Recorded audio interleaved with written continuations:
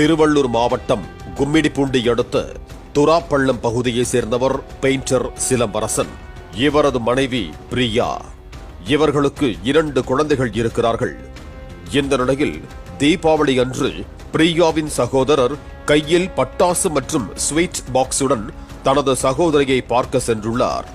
வீட்டில் தட்டு நிறைய இட்லியை அம்பாரமாய் அடுக்கி அதில் மட்டன் குழம்பு ஊற்றி சாமிக்கு படையல் போட்டது போல அமர்ந்து சிலம்பரசன் சாப்பிட்டுக் கொண்டிருந்ததாக கூறப்படுகிறது.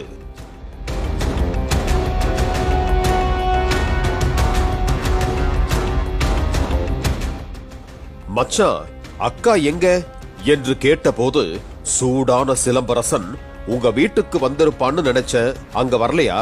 அப்படின்னா உங்க அக்கா ஓடி போயிருப்பா என்று போதையில் ஆவேசமாக பேசி அவரை வீட்டை விட்டு விரட்டியதாக கூறப்படுகிறது. அக்கம் பக்கத்து வீட்டாரிடம் விசாரித்த போது தனது மனைவி பிரியா கோபித்துக் கொண்டு தாய் வீட்டுக்கு சென்றிருப்பதாக சிலம்பரசன் கூறியது தெரிய வந்தது.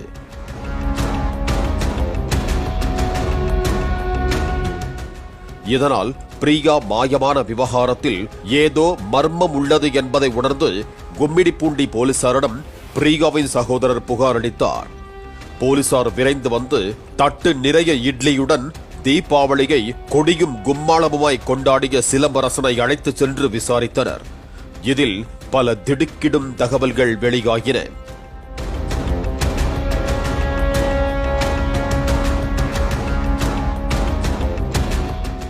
திருமணமான நாளில் இருந்தே பிரியாவின் நடத்தை சம்பந்தமாக சந்தேகித்து அடித்து உதைப்பதை சிலம்பரசன் வழக்கமாக வைத்திருந்ததாக கூறப்படுகிறது.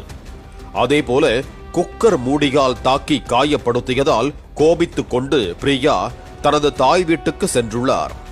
பின்னர் சில வாரங்கள் கழித்து காயங்கள் ஆறிய பின்னர் அவரை சமாதானப்படுத்தி சிலம்பரசன் தனது வீட்டுக்கு அழைத்து வந்துள்ளார்.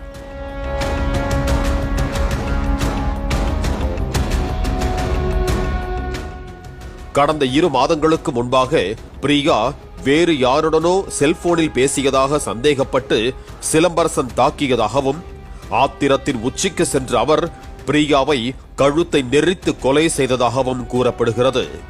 உயிரிழந்த மனைவியின் உடலை ஒரு பிளாஸ்டிக் ட்ரம்மில்